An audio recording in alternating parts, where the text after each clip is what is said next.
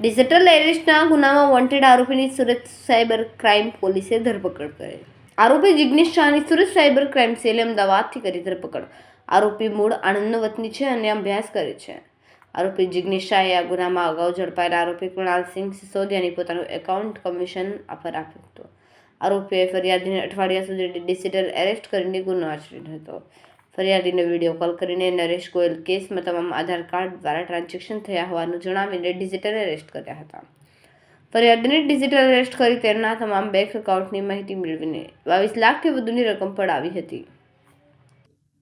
ગયા વર્ષમાં ચોથા મહિનામાં એક સિનિયર સિટીઝન ફરિયાદી સાથે 22 લાખની ડિજિટલ એરેસ્ટ ફ્રોડમાં જે મુખ્ય આરોપી છે એમને ઝડપી પાડી છે અત્યારે સુરત સાયબર ક્રાઇમ સેલ.